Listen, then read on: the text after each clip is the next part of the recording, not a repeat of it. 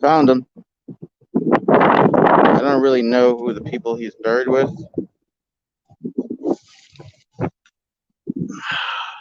I think that's my great papa. I don't know who Paula is, and I don't know who Mary is. I'm guessing those are my great grandparents. And then in the middle is. Oh, I didn't even know they did that. Look. Wow. They had I don't know if you guys could see that. That's an acoustic guitar. Wow. That wasn't there when we buried him. My dad used to play the guitar for my mom, so that's why it's there. I got him these flowers, and there's no fucking water thing to put him in. I gotta leave him there like that. They're gonna fucking die anyway.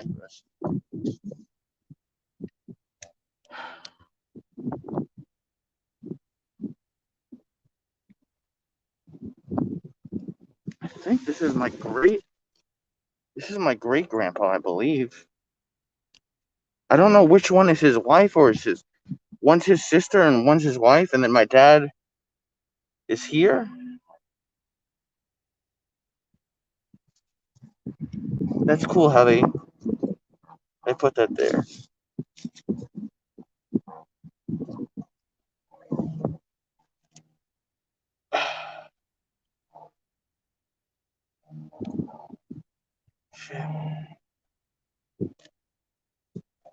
So I was saying that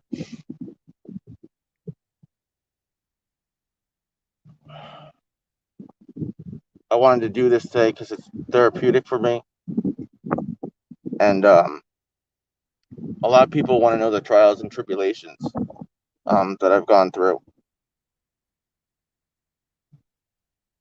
and I didn't take any offense to it. Like people want to know like the shit you go through, and being in therapy for so many years.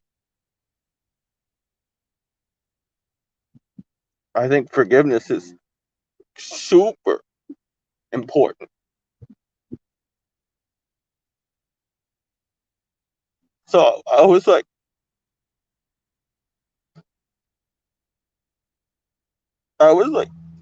today, like, today's gotta be the day.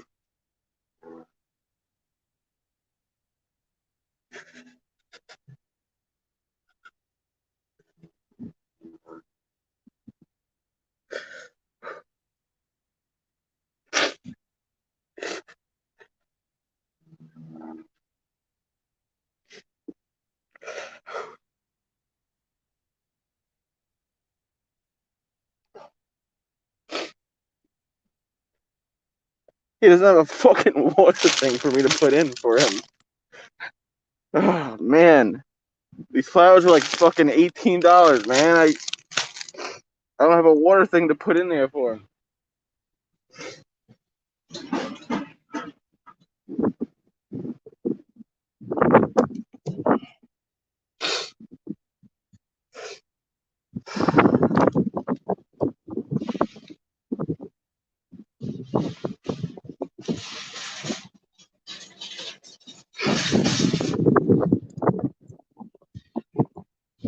Alright, I'm good. I can't believe you don't have a fucking water thing, Dad. My selfie stick just fucking broke, too.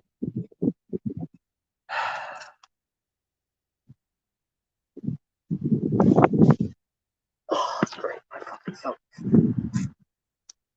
$15 down the drain. Along with these fucking flowers.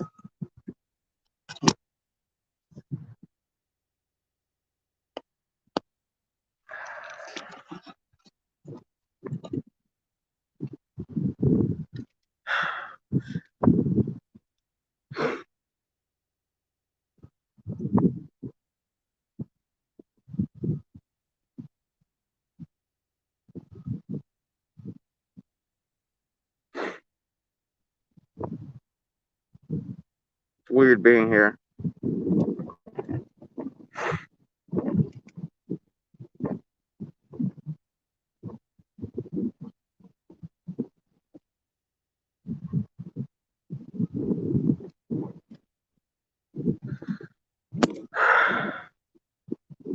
I haven't been here since he died.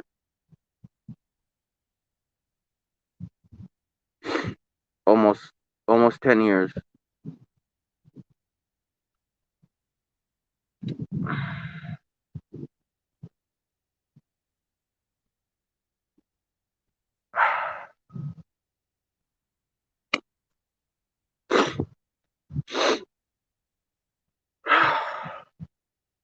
I can't believe there's nothing for me to put this in. Cheap bastards.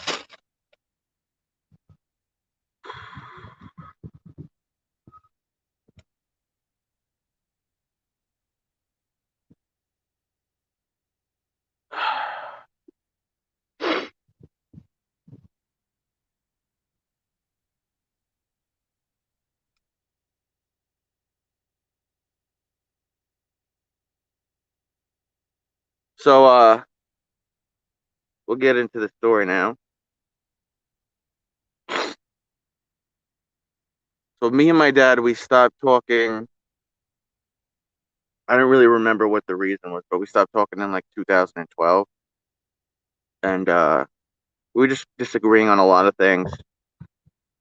I wasn't very nice to him. He wasn't super nice to me either, and he had fallen behind on a lot of the household bills and mortgages. So he was working like 80 hours a week, something crazy like that, and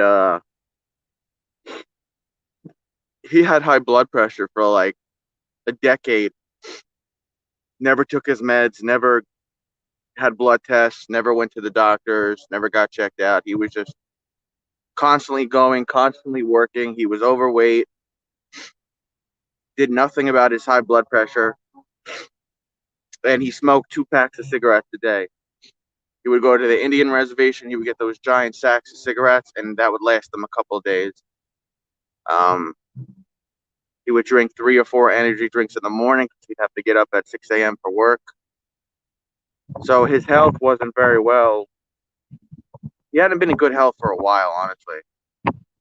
And the story goes, one day he was at work and he was having chest pains and his fingers and his hands and his arms were going really numb.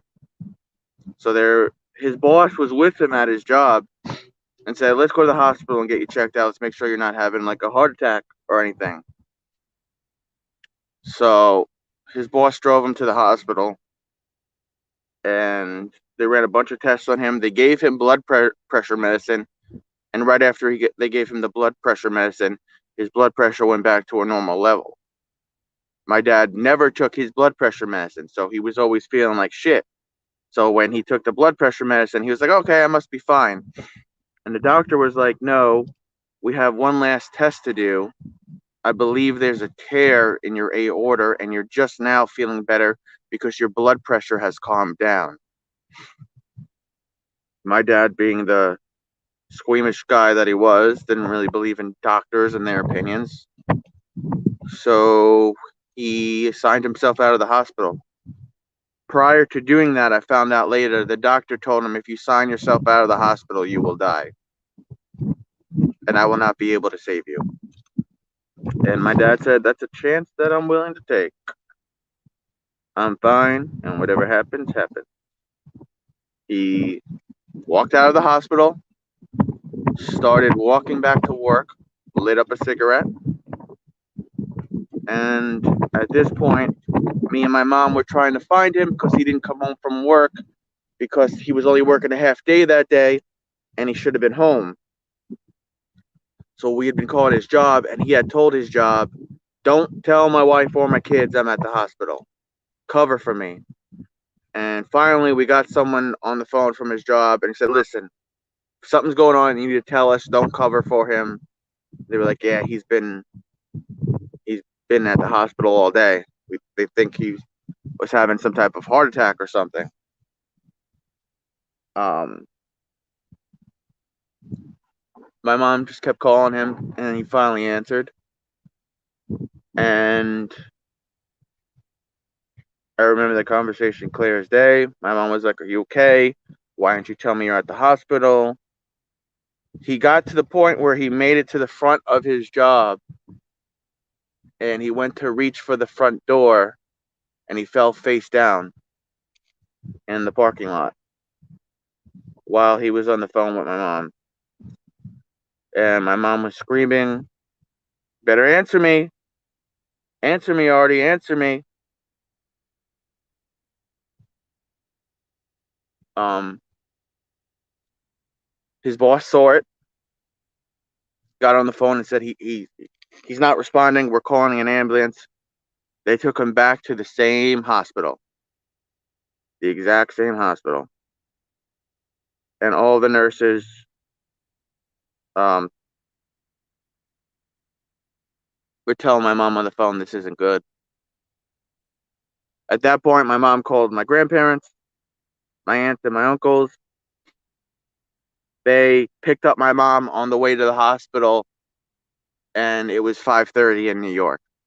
So there was traffic for hours, and it took them. I don't remember how many hours it took them to to even get to the hospital. Um, when they got there, and I was never there. I never saw this, but when I got there, they said his eyes were open really wide, and his skin was changing color to like a bluish gray. Um, he was still able to talk a little bit at this point. He was begging people to help him, and there wasn't a whole lot anybody could do, especially at that particular hospital he was at. They were not equipped for that, you know, type of thing. They had to get him in an ambulance and get him over to a hospital which is more equipped for these specific issues, which is Stony Brook Hospital, which is the best hospital you could possibly go to if you have some type of heart problem going on and you need surgery right away. Problem was every time they tried to ship him over there in the ambulance, he would flatline and die. And every time they brought him back, it was like there was less of the person.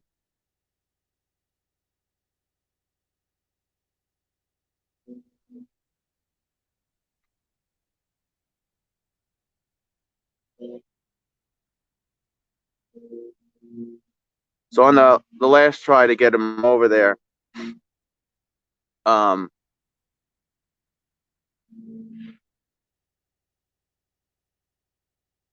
at that point he was already in a coma. He wasn't awake anymore. I'm at home with my disabled brother, just getting updates as it goes along. Um, and I try to always look on the bright side and like, stay positive, but I knew this was going to be really bad. So I was just drinking as much alcohol as I could. Um, I would get updates from my mom. Um, it's not good. Very bad. We don't know if he's going to make it or not. And then at that point, my mom stopped giving me updates. She wouldn't answer me.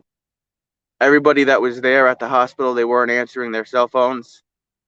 I found out later that he had died, and my uncle had told everyone, we're not going to tell Travis over the phone.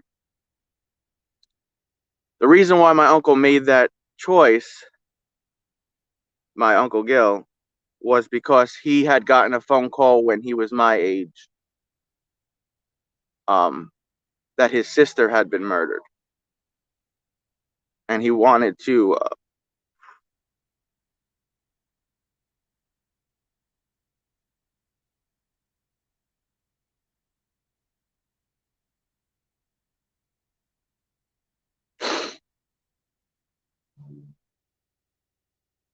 my uncle loves me too much to tell me something that traumatic over the phone. He wanted to tell me to my face in person.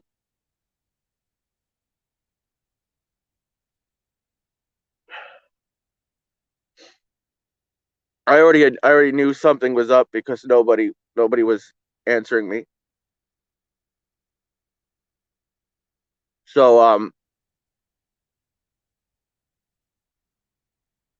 they did get him to Stony Brook Hospital at that point when he was turning gray,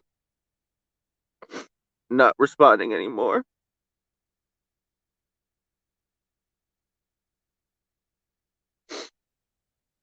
But the doctors told my mom, because he still had, somehow after all this, he still had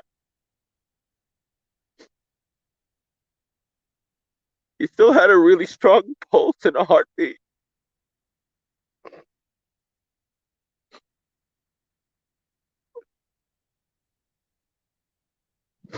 So the team of doctors told my mom,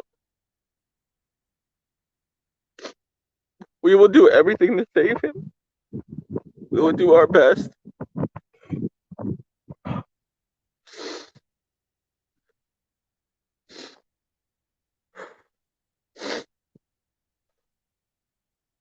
So they worked on him from like, I don't even know how many hours.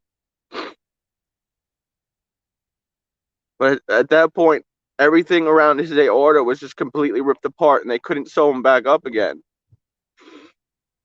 So they couldn't save him. Too much time had went by. And if for some reason, if they were able to save him, he would have been brain dead because he wasn't getting oxygen to his brain anymore. So in the reality of it, it was probably better that he passed.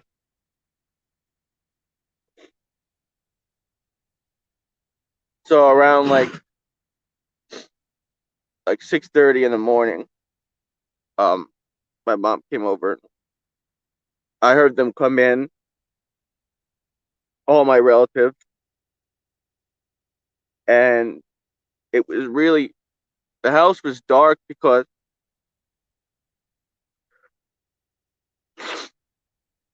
my dad had been working so hard to keep the power on, and we didn't have electricity for the last couple of days. But even though it was pitch dark in the house, I could see I could see the expression on my mom's face that he was gone.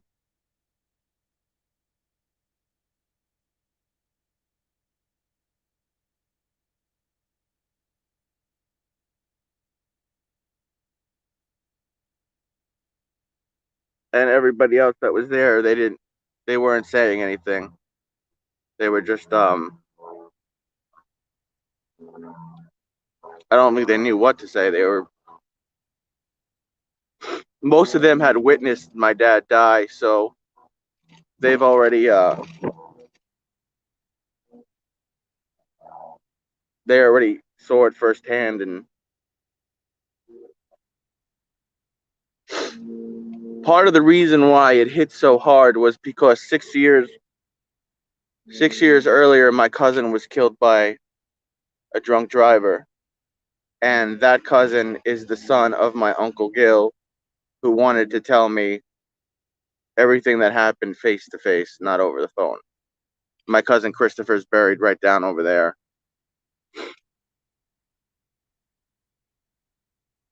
Um, so my mom came in and she made the face, and I was like, "He's dead?"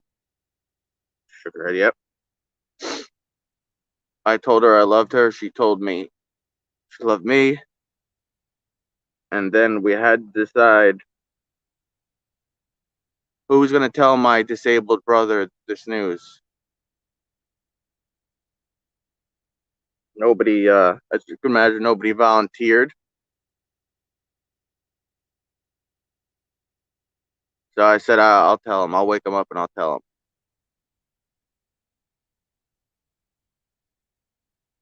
Told him, and we cried for maybe like 10 minutes straight. Um, at this point, all my relatives, everyone from my extended family are starting to come over to be with us. And there's a lot of cars out front now. So neighbors are coming over, 6:30, 7 o'clock in the morning. And we have to start telling like the neighbors, hey, this is what's happening. The first couple of days was just a blur. I don't really remember too much of it. I really only remember trying to sleep through it. It took forever to get like, the funeral services ready. It took a couple of days, and I just said, I don't want to do shit. I don't want to go to church. I don't want to talk to God right now. I don't want to do the drive by the house thing. I just want to get this guy buried. Now, there's a bunch of things that everything that could go wrong for me went wrong.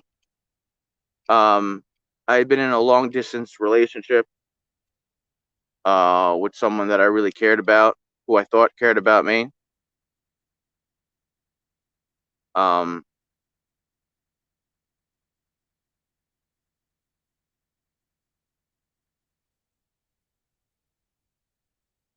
that's a tough one to forgive.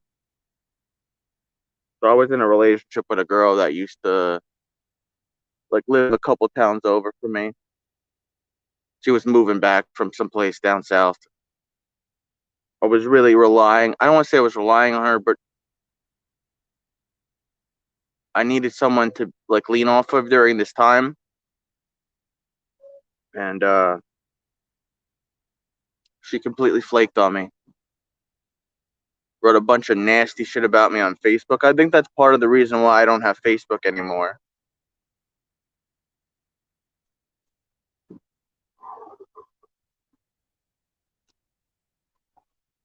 That's a tough one to forgive.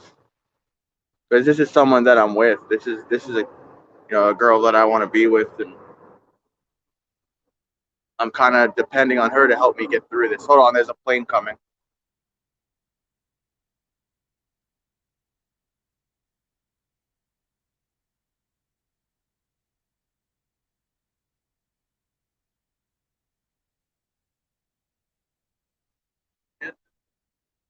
There's an airport right next to here.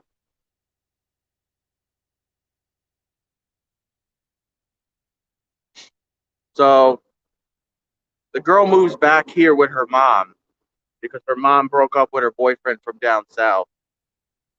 The mom ends up getting back together with the boyfriend, and she just leaves her daughter here. So I'm like, okay. And she's like, I think I'm going to end up being homeless. I was like, no. Even though we're all grieving and going through this tough time, you could stay with me. I'll help you out, and we'll figure something out. So I start situating my house, my living spaces for her. And man, the red flag should have been she wanted to go out and get drunk. I'm like, yeah, like my dad is dead. I'm grieving. I don't want to go to the bar and get and drink and party right now.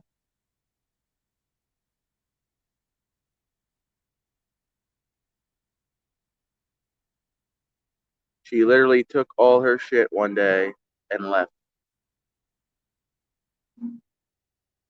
And for that good half of that summer, I sat on my front porch waiting for her to come back to help take care of me.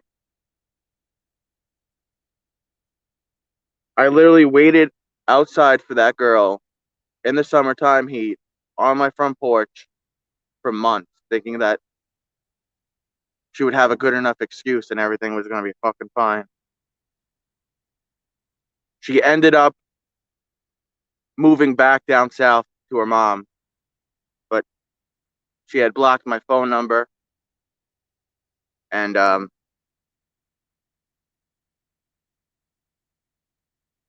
she wrote on Facebook that, Travis, you're too fucking weird. You're too fucking clingy. I don't care if you think I'm a monster. Grow the fuck up. She wrote that on a Facebook status 3 weeks after my dad died. And all her little friends had a fucking picnic making fun of me.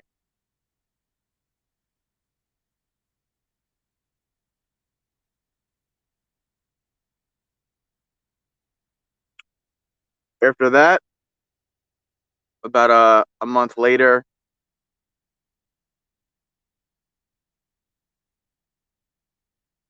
my dog, I had a Jack Russell Terrier. My dog was doing this weird thing where she would whimper every time she would take a breath in. And she was losing weight like fucking crazy.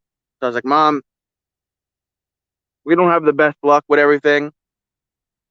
I'm under the impression that Patches, that was our dog, I'm under the impression that Patches might have some cancer or something. This isn't good. So a week later, my mom takes our family dog to the vet, finds out that the dog is riddled with cancer in her stomach, in her lungs, in her paws, in her joints. And there's no way of saving her, even though she's only like 9. There's no way of saving her. If we keep her alive, she's going to suffer immense amount of pain, and we have to put her down.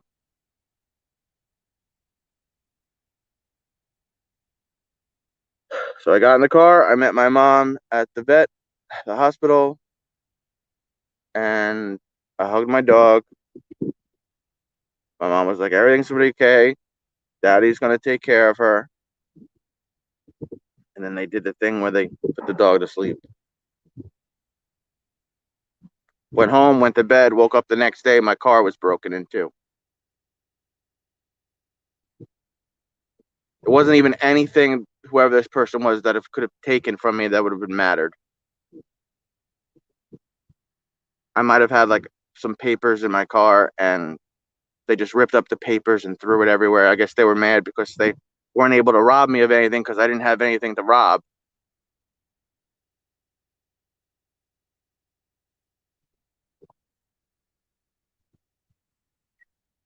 Um,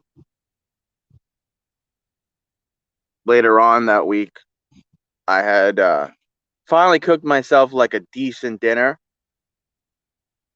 And I was unaware that my disabled brother was in the attic looking through storage for a book that my dad bought him. And my little brother fell through the ceiling, landed on this hand, and sprained my hand. This is my happy hand, okay? So now I have a sprained hand.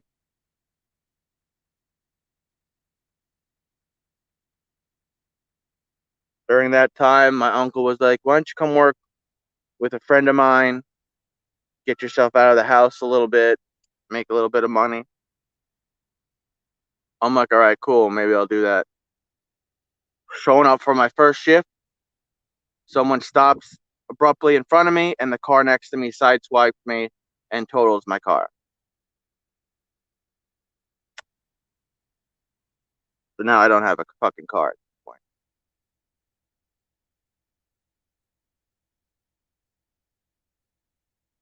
People that know me, like my friends, I call that summer the summer from hell, because everything that went wrong or that could go wrong was going wrong.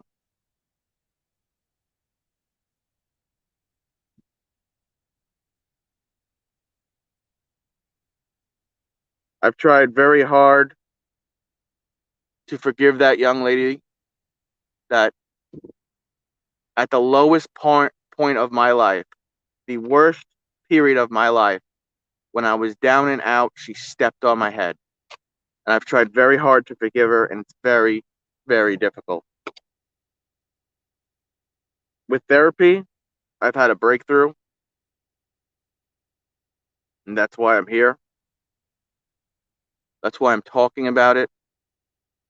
That's why I'm not bottling it up anymore.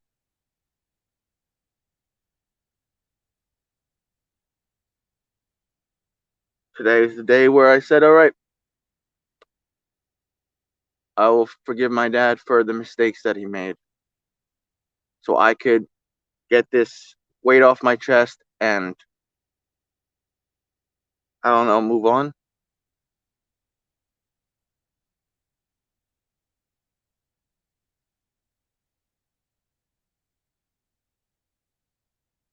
Yeah, it is the anniversary. Yep, the anniversary.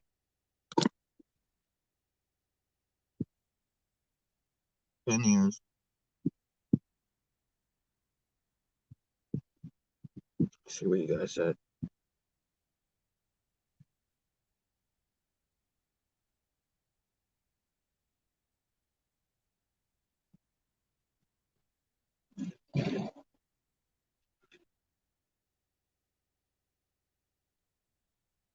Yeah, Hobby, it's about the 10-year anniversary. 10 years flew by.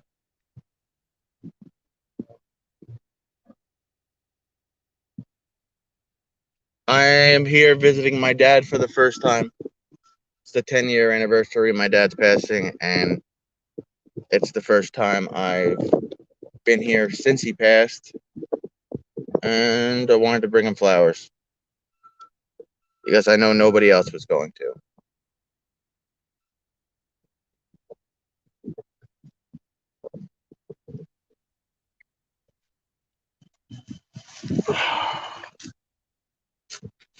Oh, my foot fell asleep.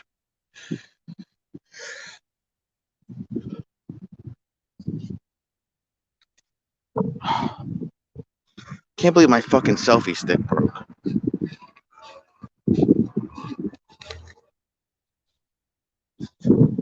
Fucking foot fell asleep. Hobby, it was just time for me to move on, to not hold any more grudges with my dad. But people were asking. You've seen my brother, you've seen my mom, you've never seen my dad, and that's why. And I don't get offended when people ask. People are just curious. They want to know, like, what's the story? What happened with your dad? And if I'm going to be authentic on here,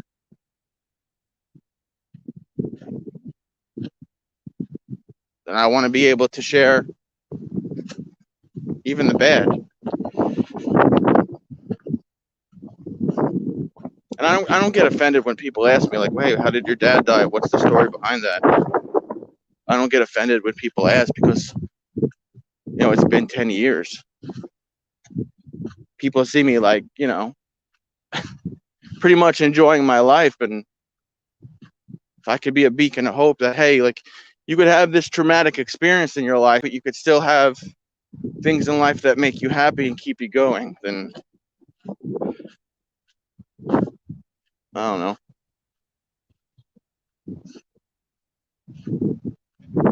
My fucking foot fell asleep. And I've just noticed, like, the comments and everything, like, what's the story behind, your dad passing? My dad literally thought he knew everything about everything. Even when the doctor said, dude, if you sign yourself out of the hospital before we run this test on you, before we could stitch you up, you're going to die. Unfortunately, a lot of the men in my family, they don't believe in doctors. They think they're all quacks. My grandpa's the same way. My dad's dad, who's still alive, knock on wood. My grandfather hasn't been to a doctor in over 50 years.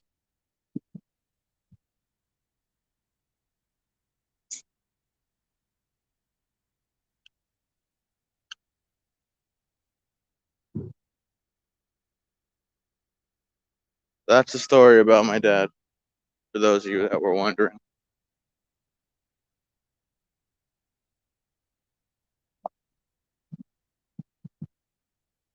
It's all right. You didn't miss much. Just Joe and Burns. You didn't miss much. I'm here at the cemetery for my dad's 10th anniversary of his passing. I dropped him off some flowers, even though he doesn't have the little water canister thing.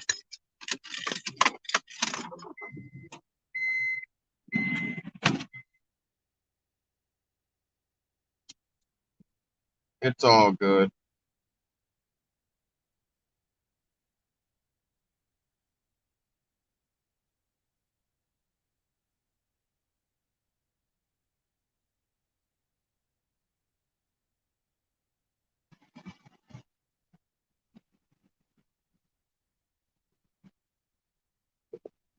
Figured,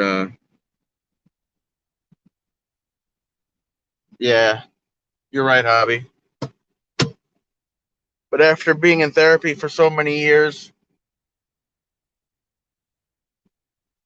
talking it over with my therapist about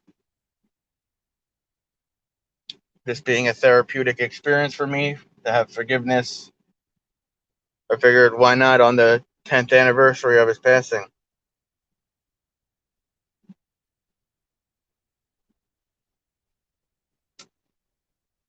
I don't know, Lauren. I said a lot of mean and nasty things before he died to him.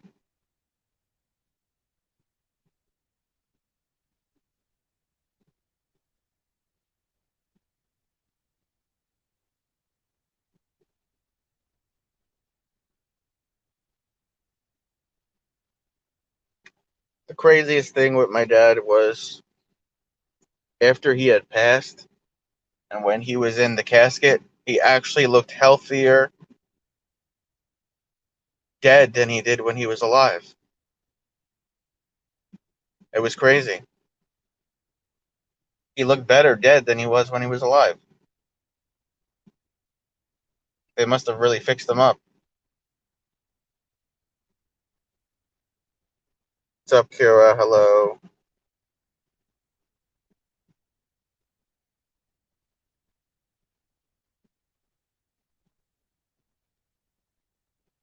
Yeah. Yeah, I agree with you, Hobby. I think I was past it. I think I was at the point where I was ready to move on and forgive. You know, I've never been here since he's been buried, so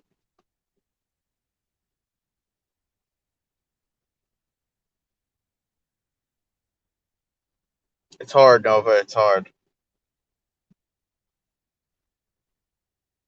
Me and my dad were very close when we were younger. He was like Captain America to me. You know, and then you factor in my 19-year-old cousin who's buried a couple of rows back over there, getting killed by a drunk driver 6 years before my dad's passing. So I've lost two men in my family that meant the world to me at one point or another.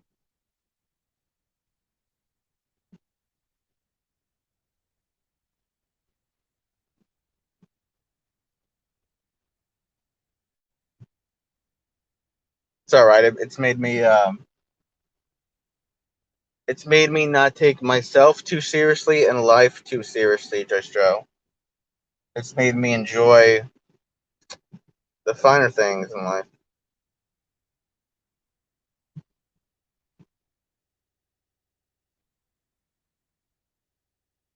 I hope so, Chills. Because as mad as I was at him,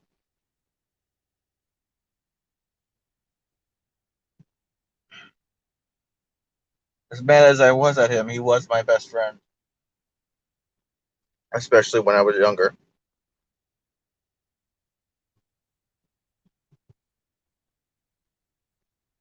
Yeah, it is. It is, Just Joe. And I know people were curious, and I felt comfortable sharing the story, as gut wrenching as it would be. I was ready to share, and I was ready to come here, and I was ready to heal and move on now.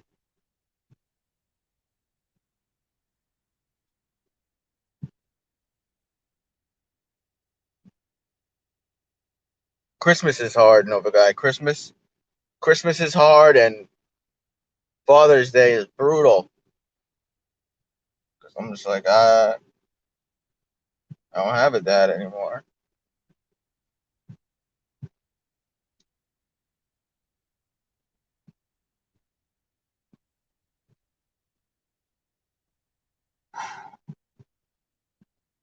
Man, 10 years really fucking flew by.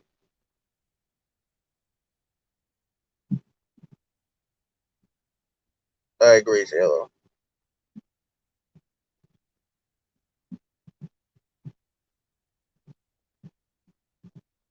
So, to those of you that were curious, I hope I answered your questions.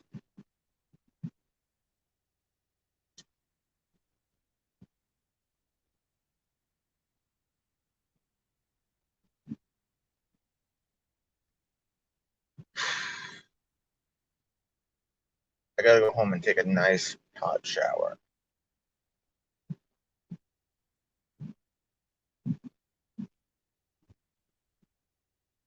I hope so, Lara.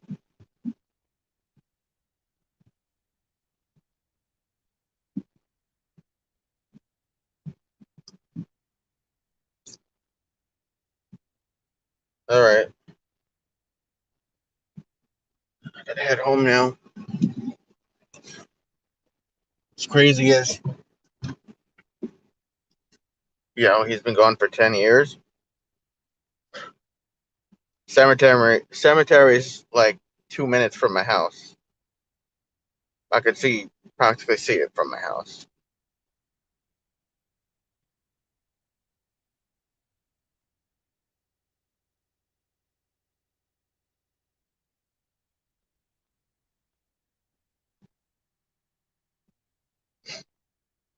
I agree with everything you guys are saying. I'm gonna get out of here now and head home. Thank you for being a part of this little therapeutic session with me. I'll see you all tonight.